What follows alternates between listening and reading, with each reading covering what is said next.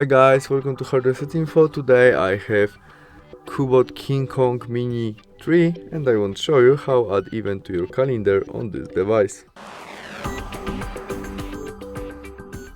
To do that, swipe out the screen and open calendar application, where we tap on the day when we want to add our event, maybe 24th of April. Enter this plus icon and event. First, we can add title of our event, what you need and want. There we can add this event to our group on Gmail or family member in Gmail. There we can set when event starts and finish at what time, or we can set it will be all day by switch on. Repeat of our event if we need it. Add people, we can add this event to our people calendar.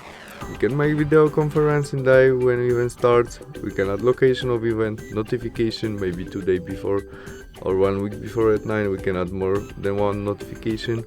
We can change color, which we see in our calendar, description and attachment to that. When we add all we need, we press save. And we have it in our calendar right now. That's all, thanks for watching, bye!